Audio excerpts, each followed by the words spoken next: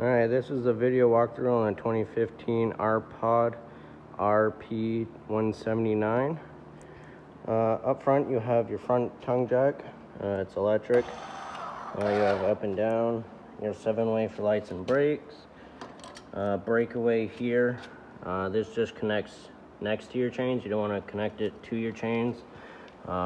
It's like an emergency brake, so if that was connected to your chains and your chains broke off, then that would fail, so just connect it next to them.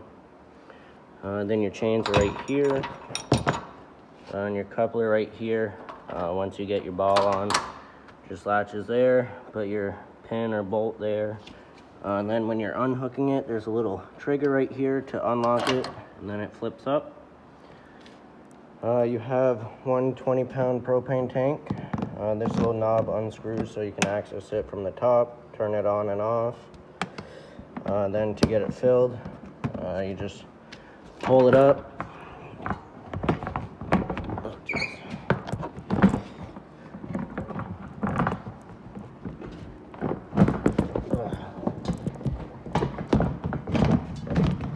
A little tricky one-handed, but you just pull it up, and then you got this strap right here that holds the tank on.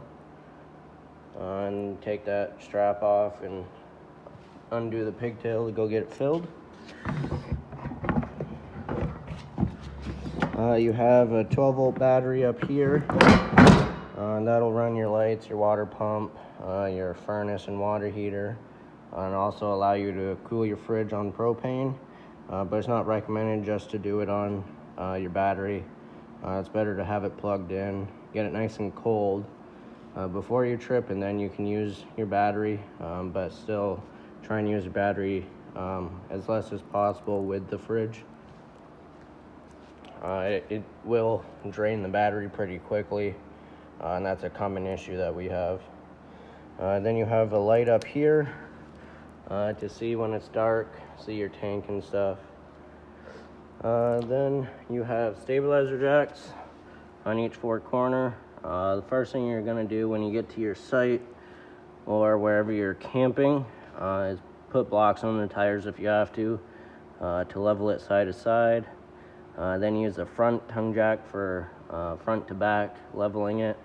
Once it's completely leveled, then you can put your jacks down, crank them down until they hit the ground, and then just give it a little extra turn, maybe half-inch turn. Just put a little pressure on it. You don't want to try and lift up the camper with the jacks, because then they will bend and you'll have to replace them. They're only made to help with the stabilization of it. Then you have your water heater here. So this tab will just turn and unlocks the cover. So this is gas and electric. For the electric, the little switch is just right there to turn it on and off. You want to make sure there's water in the tank before you turn on the water heater, whether it's gas or electric. Just make sure there's water in it. With the electric, it'll burn out the heating element, and then if you just have it on gas, the whole tank will get hot and burn the insulation and stuff. So just make sure there's water in there. And then this is your plug and anno rod. So instead of the calcium eating at the tank, you'll eat at this rod. It's a little hard to see, but there's a little pin in the center. Once you can see about 90% of that, then that's when you replace this. And then you have a cap here for your freshwater tank, which is right here, and that cap just screws on there so that you can fill it. And where you fill it is right here, so that just untwists and put your hose in there and it'll fill up. There's a couple ways to tell if it's full. One, if it's spitting back at you, or check the monitor panel inside, and that'll tell you how full your tanks are. That is nice to use if you're traveling a long distance and you want to stop. You'll have water on board, or if you're going to a state park because they don't have hookups there. But if you're at a campground, you have a city water connection right here. That's where you'll hook up your hose to the campground faucet here. You want to make sure there's a pressure regulator on that before you hook it up to your camper. It doesn't matter what end it's on, just as long as it's before the camper. And that just helps maintain the pressure so your lines don't blow out, or if you're at a campground, sometimes there's not enough pressure, so it'll keep that pressure up. Then this is the exhaust for the furnace. When you're using it, make sure nothing's in the way of it or you don't touch it because it gets pretty hot. And this little screen is to keep bugs and mud wasps out, so nothing gets inside your furnace. You have a couple low point drains here, so when you're winterizing it, you can undo those drains, get all the water out, or if you're blowing the lines out. There's a couple more in the back, just right here behind the tire. So you have two sewer outlets. This one is your black tank, which is your toilet water. That you want to keep closed while you're camping. You really want to keep both of them closed, but this one especially you want to keep closed so that all the liquid stays in and doesn't get all clogged up with solids. So again, that's your toilet tank, your black tank. Moving down, your slide room has your fridge on it. These are just vents for the back of the fridge on where we can access to service it. You won't have to go back there, but it's just where it plugs in for the 110 power and the pilot is. Then down here, this is another sewer outlet. This is your gray tank, so that's your sink and shower water. That one you can leave open, so that when you're taking a shower, the water just runs out and won't fill up on you. But if you are washing plates or stuff in the sink, then food particles will go down it. So if you're doing that, you want to keep it closed so that those food particles don't sit in your tank and get stuck and then create a stink. Then it'll smell and then you'll have to flush it out and stuff. Then down here is your sewer hose storage. So this little tab just flips up, opens up, and you can put your sewer hose in there, and that goes all the way across, and you can access it from either side. You have cable and satellite hookup here, so if you have a little satellite dish, you can hook it up there, or if you're at a campground and they got cable hookups, you can do that. Your power cord plugs in here. This is a 30 amp service, so when you go get your site and stuff, just make sure you ask for the 30 amp service. When you're at home, you can plug into an adapter and then plug into a household outlet. Keep your battery charged and get your fridge cold. The only thing you can't run is your air conditioner because that requires that 30 amp circuit because it's requires bigger voltage, or amps I mean. Then other stabilizer jack back here, spare tire. Then over here, this is pre-wired for solar charging, and I believe, yeah, this is a ZAMP system. So if you are looking into getting a solar panel, it's like a little tripod that'll just plug in there and trickle charge your battery while you're dry camping. Make sure you get the ZAMP system or things compatible to the ZAMP. All right, you have your entry door here. This is a friction sway door, so it's just kind of friction and it's a little stiff, which you can keep your door open. It won't open and close with the wind blowing and stuff. You have a little grab handle to get in and out. All you do is just lift up and twist. And then when you're traveling, just make sure you lock it back in place like that. On your steps, they just lift up and then pull back in, and lift up and pull out and open it out. You have a black tank flush on this side, so when you're draining your black tank, you can hook a hose up here and it'll flush out your tank for you. When you're using that, make sure the valve is open for the black tank, or if you know you're going to be around, you can keep it closed for a minute or two just to fill it up with water, and then open it up to flush it out.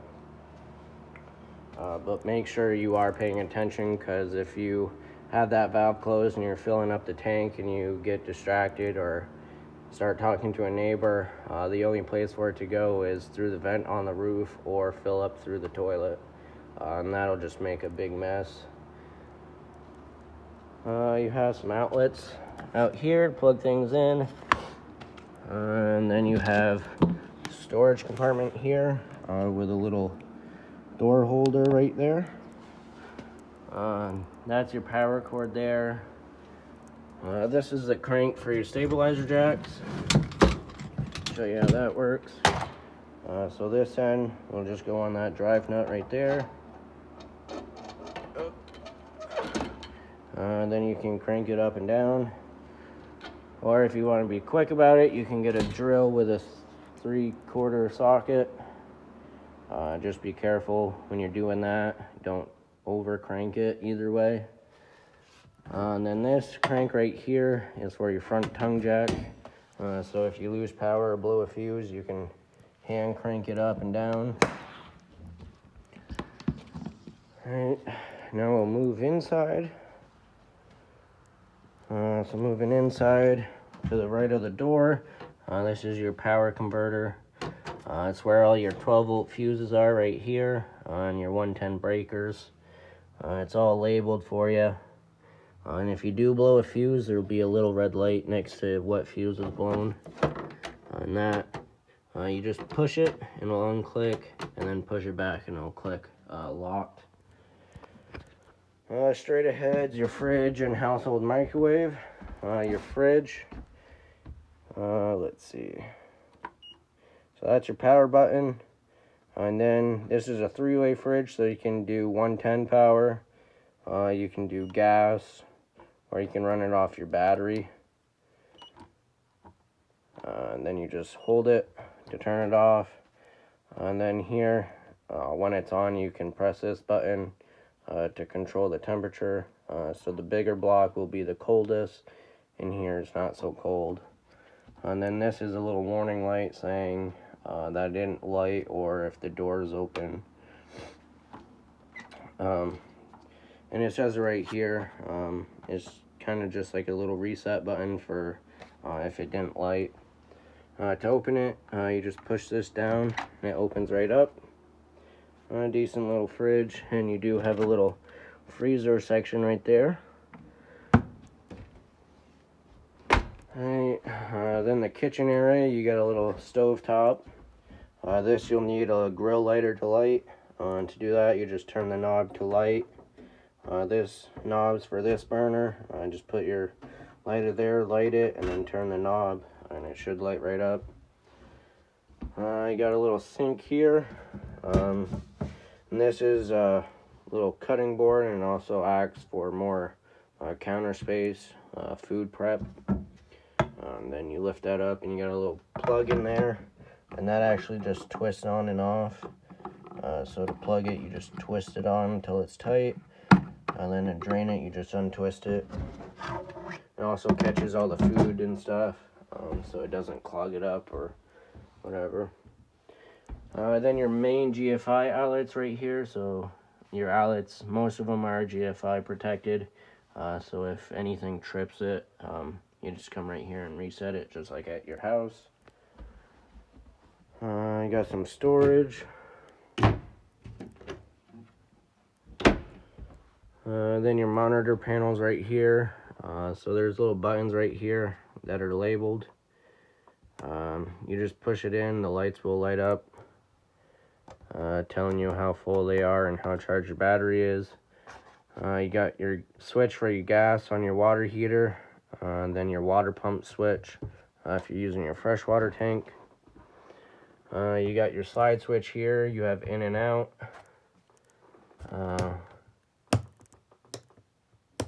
Little switch there for, oh, I believe it's light outside, maybe. Yeah, so it's for the light right there. Then you have your thermostat here. So you have your on mode button right here. Click it once, it goes to fan on auto. If you're using the air conditioner or furnace, make sure that's on auto. Or if you just want to circulate some air, you can have it on low or high. Then you have cool, which is your air conditioner, temperature control there.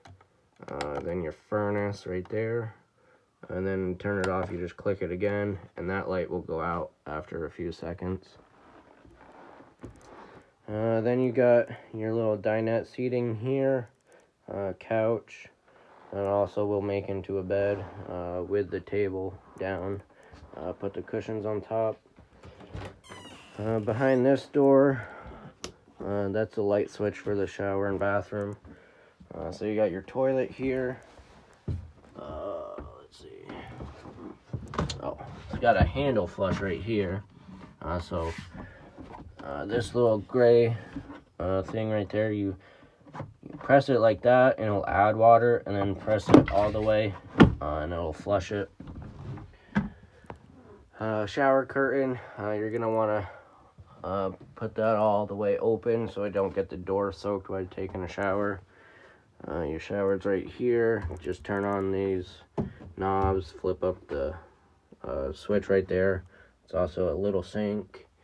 You have a fan, a vent fan right here, so this knob, you crank it open. Then you got, oh, maybe that was close.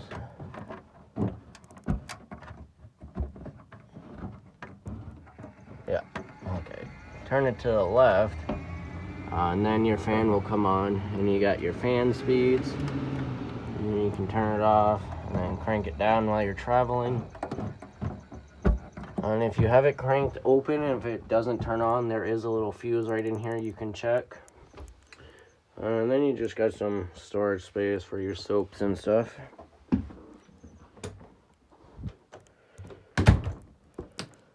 Alright, your bed right here. Your furnace is right there, so that's where the heat comes out. Outlet there, and then you just got little 12-volt charging ports there. Nice little wardrobe with a mirror and some drawers. Your radio, it's also a DVD player, play CDs and stuff. Then you have your TV. While traveling, it's strapped down. Then you can unclick it, and then it will rotate so you can watch it at the dinette seating and stuff. And then you just got a bunch of storage there. And then that's everything. So I hope you enjoy it, and thanks for shopping at Mickelson RV.